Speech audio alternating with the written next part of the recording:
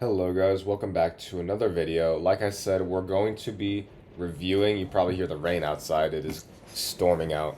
But we're going to be reviewing something that I've been working on, and no, it's not this thumbnail. Let's find it real quick. Here we are. So first of all, most important thing that we are going to go over, and that doesn't really help anyone, does it? We're just going to leave it like this. So starting from the beginning, pre-market analysis. What do I go into looking for our pre-market analysis? First, I'll put on the trade that we took. This is our 9:30 trade. I could tell that we were going to have this type of trade by, or sorry, 9:45 trade. I could tell by the cycles. This looked like accumulation at open, manipulation. We had a DC. This is our low of day. I'll highlight it yellow. So we have a DC. Microcycle was created with ES, but it broke and we kind of just reswept the low. After that, I was looking for another resweep to see if we got something that played in the mix, but that ended up happening on YM. So I'll just pull it out real quick just to show you for proof. Our sweep was right here. That was our microcycle between M and D on YM, and so I used that as our confirmation time on YM. That was this candle right here. That was 9:51. But I saw this as our sweep protected low, and because this is our opening price at 9:30, it looked likely that we were going to trade up into that and then inverse this price.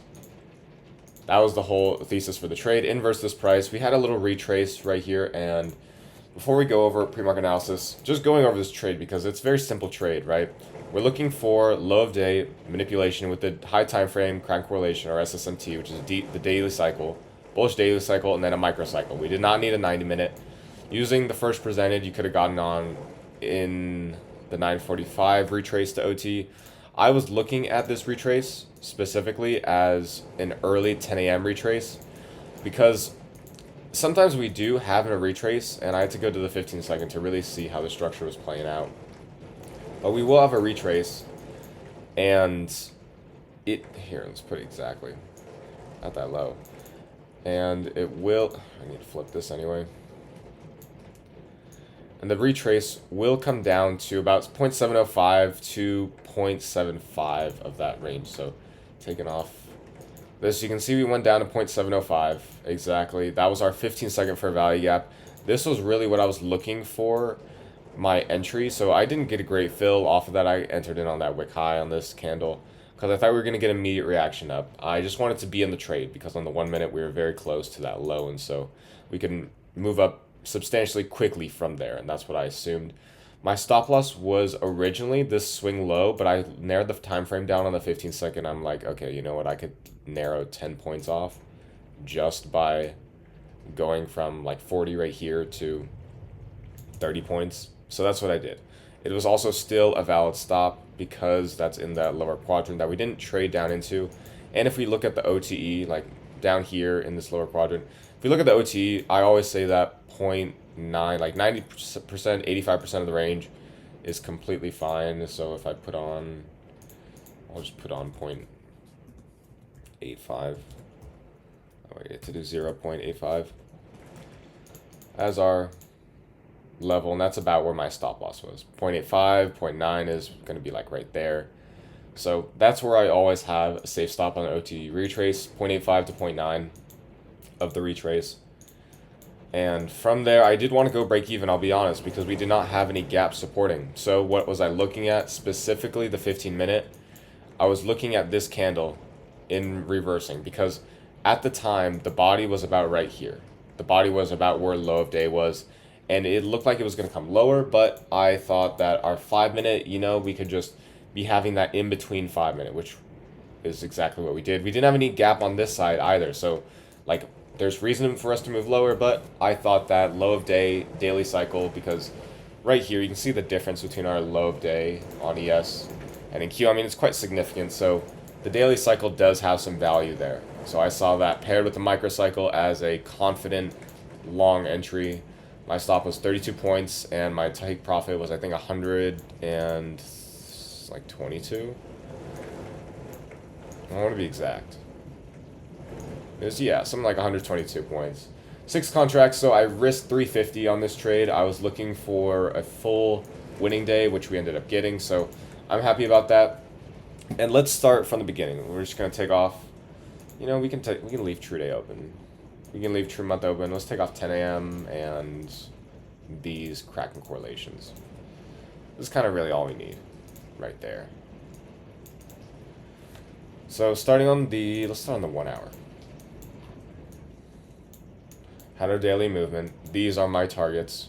Usually how I find the targets, first of all, if I just want to mention, OTE of the range on the highs and lows. We have our discount low, and then we do in the opposing way for our highs and our discount highs above 50%.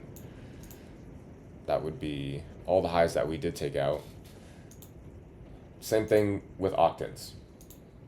Looking at these levels, where we're going inside of this range and inside of the daily range, which those are the two main ranges that we're trading in, a higher time frame one and then a lower time frame one. So that's really all I care about. We can't put it at the low of day because I didn't use it in the trade, but I was using it to see where our low octants, like where the octant levels would be.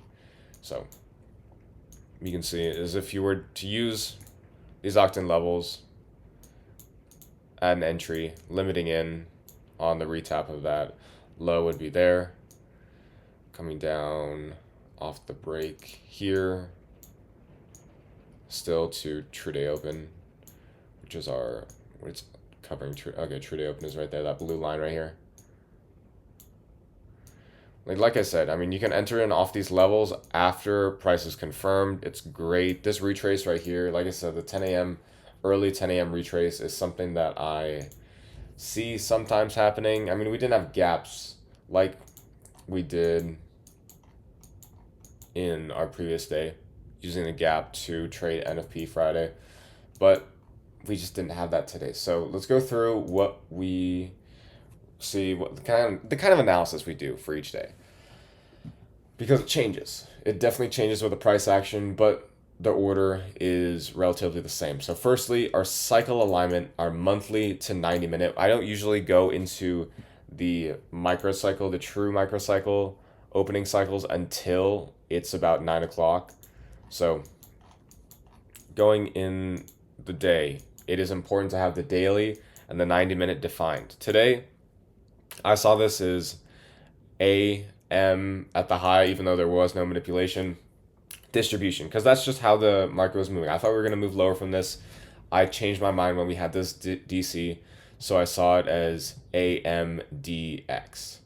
But the distribution was, XA manipulation, distribution to move higher.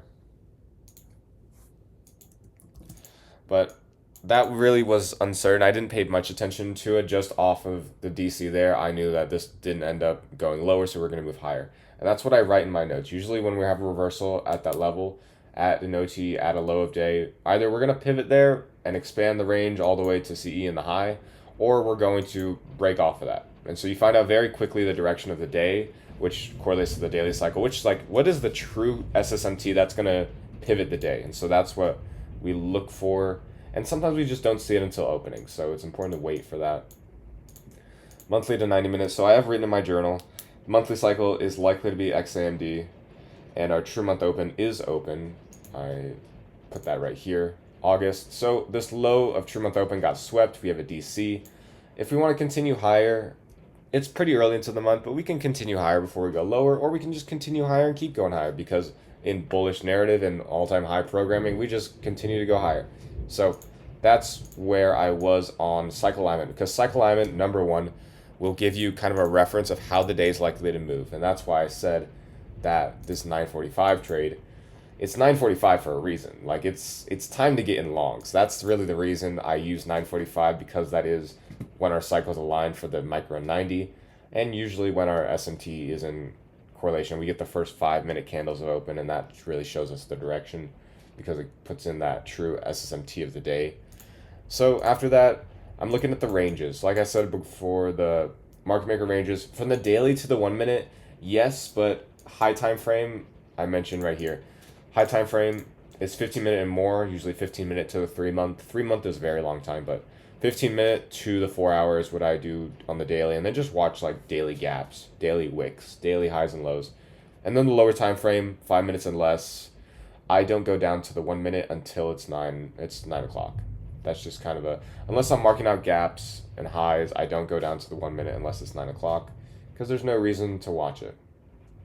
And then in high volatility, 15-second and 5-second, which, like I said, that 15-second gap entry is what I was looking at, because the 1 minute didn't afford us any gaps today. That's very different than when we're looking at our ranges, because when we're looking at ranges, we're looking at higher time frame gaps. So today I saw the 4 hour, nothing there. 1 hour, wasn't really much there. Look, there's no gaps on the buy side. On sell side, there is. Here's that 1 hour gap traded into.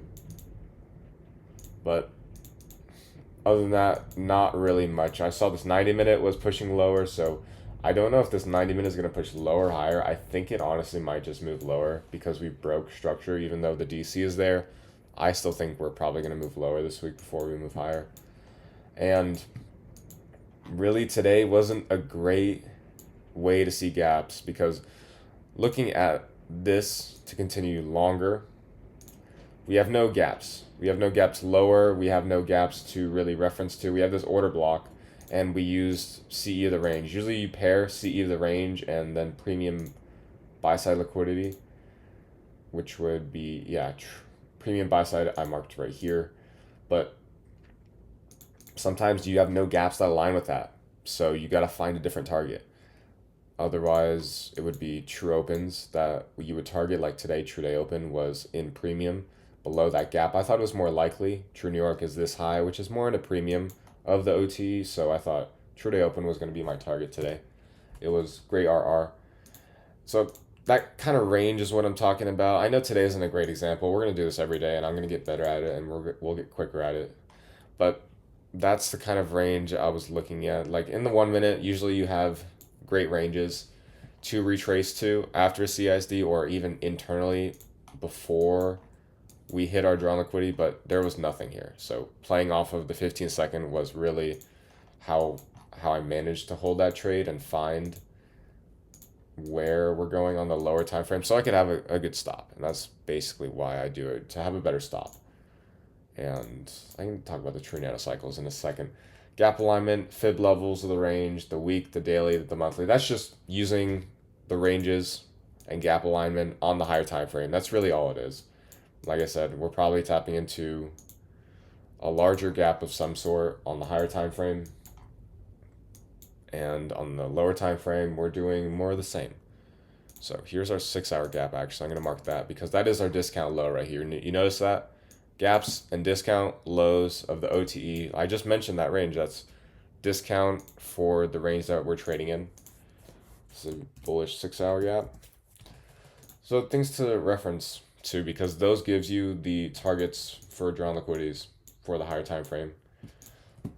Other than that, we go to true opens. Like I said, the other targets that we should be using. Having some trouble like using my screen recording, my screenshotting on my Mac. It's so annoying. It just creates a file and I can't open it. It says it doesn't compute. Like it doesn't work with this Mac, which is ridiculous. So I gotta figure out how to fix that. So true opens, the biggest thing is the true day open and true New York, especially true week 2. But because we don't have that on, I use this indicator, mark out true day open. I used to use London highs and lows and initial high and low, but I don't need it as much really because true opens are more respected than London. That's what I've found out. So triad, QT, what is it showing us? True New York is all the way up here. I marked it out. True day open in here, which is C above our range. So just CE of the range is when you start to find your exits or you find resistance in the market, whether it's going to a little bit above like 0.62 or 0.705 of the OTE. You'll find resistance there because the market's trying to choose the direction to move in for the next cycle, for the next 90 minutes specifically. So that is not really much help today. The true microcycle open was looking bearish at first until this sweep. And then I knew that this was all just generated relative highs to hit true day open and true New York. But it doesn't look like we're going to hit true New York, which I was surprised because it was right there. Premium buy side was right here.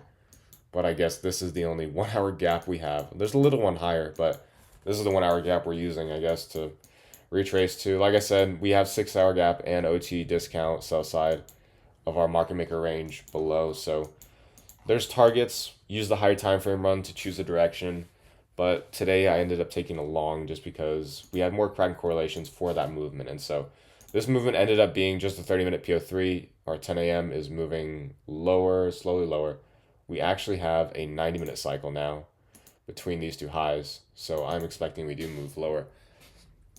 Other than that, true opens, once you figure out these of the day, then we get into our SSMTs, TPDs, 3 candle sequence, PSPs, swing divergences, and turtle soups. That is mainly what happens at the low. Sweeps like this, swing divergence. This is our swing divergence, little turtle soup sweep. Not turtle soup. Turtle soup is it's a bigger time frame kind of sweep, but this is our sweep SSMT. I always mark these last because I want to know what structure is doing. Once you know what structure is doing, and then you put on your OTEs, you already find the levels and the range where we're going to be trading in. Once you use the opens, you mark those out, and then you find your SSMTs. Then you refine, okay, which entries, or not entries, but which lows are safe, which ones have protected stops using true day open mitigation, true New York mitigation, because today we didn't have true New York, and we kind of had true day open. So what I thought was we were going to reach true New York. True day open was a closer target, and so I used that as my take profit. True New York mitigation was my thesis because we didn't do it. We created a DC. I thought to move to an open of some kind, which was true day open, true New York range, premium buy side range, and that just happened to happen in the 30-minute PO3. So I took the trade for the 30-minute PO3, exiting at like 10:10 because 10 a.m. finished the objective. That's something that sometimes happens because we got that retrace to 0.705 right here in that 30-minute PO3. Our 10 a.m. opening right here literally just continued higher off the 15-second. We opened, we literally just came back into this range, the only gap here that we needed to balance because everything else already inversed. Tapped into this, kind of stayed above it a little bit, displaced higher, stayed in the gap in 10 a.m., our first presented gap in 10 a.m., stayed above it, and then just continued higher to our drawn liquidity. And after that, that's when we got our actual 4-hour PO3, which looks like it was kind of stalling for 10:30. I will take out the 10:30 price.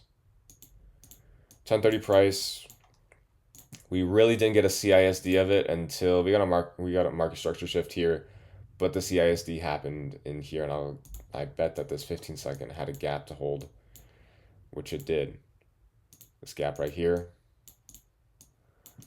We had a gap to hold that just kind of moved us lower until we got a 10:30 CISD, and that would be a trailing stop loss if you had it, and if you held past this, thinking that it would continue higher. Then, like I say, 10:30 CISD is a great stop loss to have because you're probably still going to be in good profit.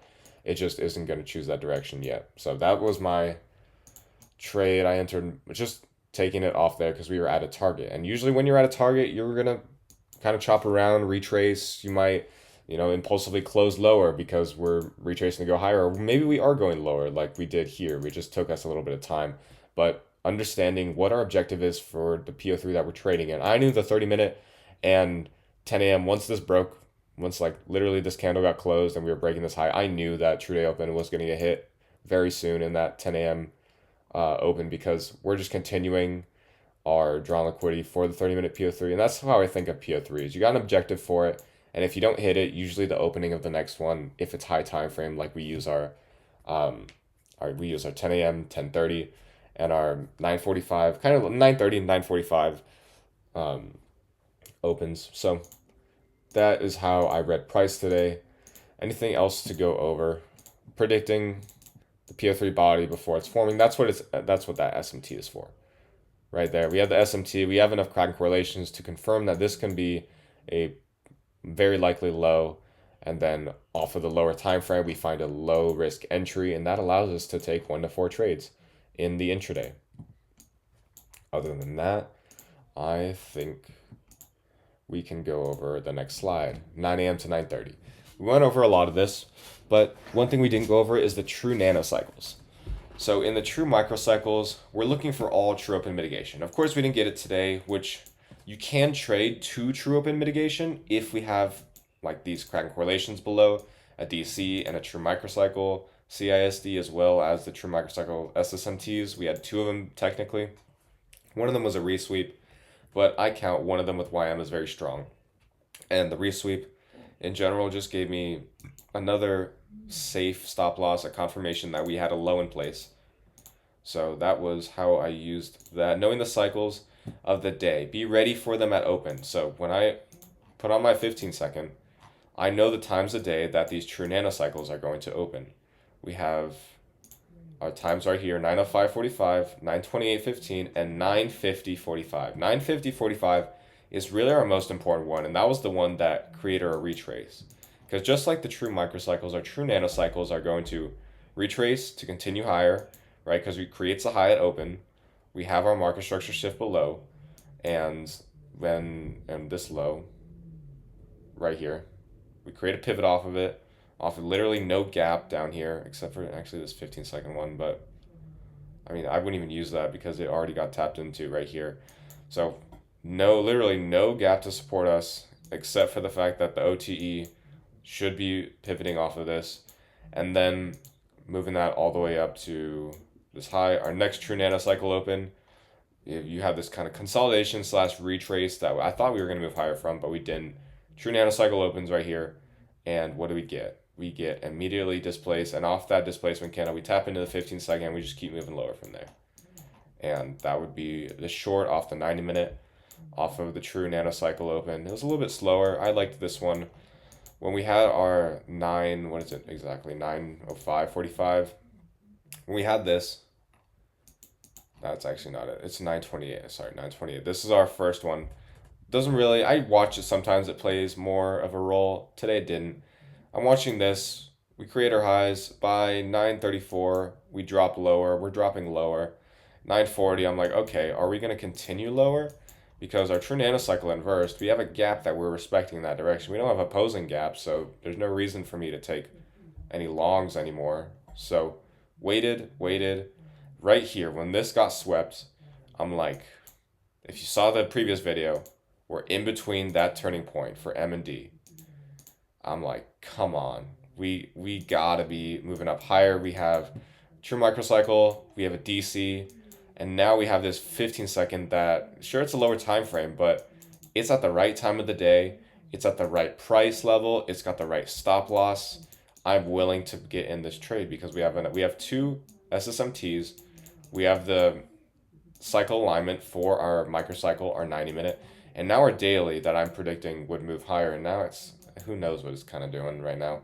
But off of those confluences, knowing that we needed to move up higher to mitigate something either in the premium, which would already be enough RR. I mean, I think premium was like right here, or to an actual target, true day open, true New York, which was even better RR. So that was it. That was really instinctually off of that sweep. The next candle I was in, just not a decent fill. I'll say it's decent.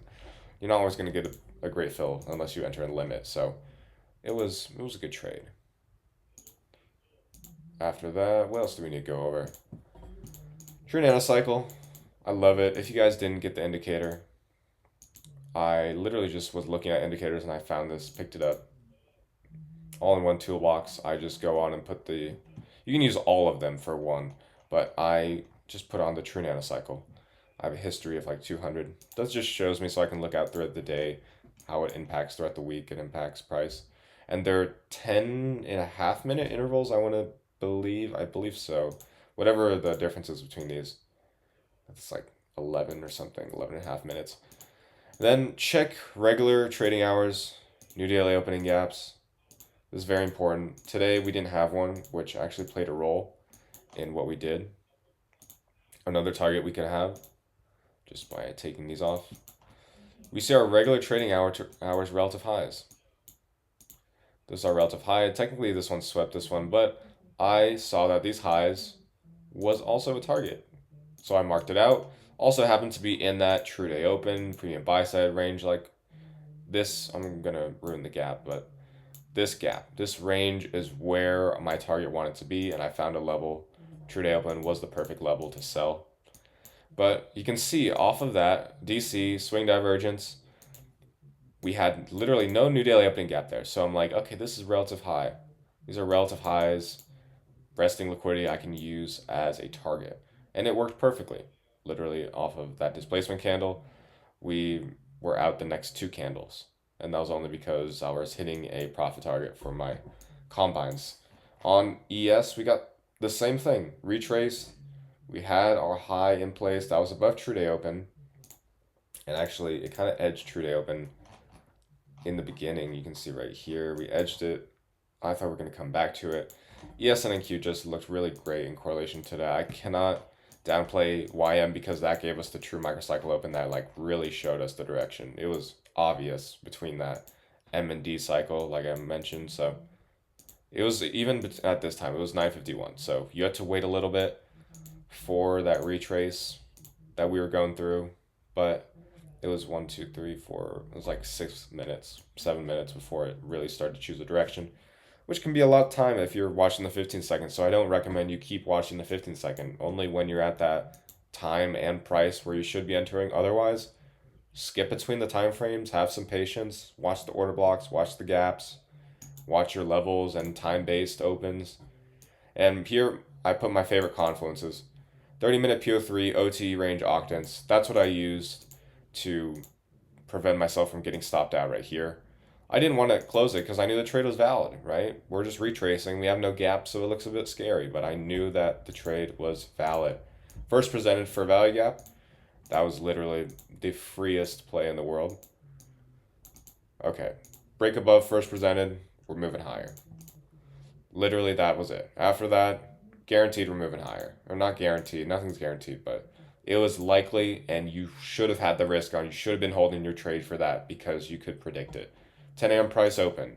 Same thing. 10 a.m. price opened.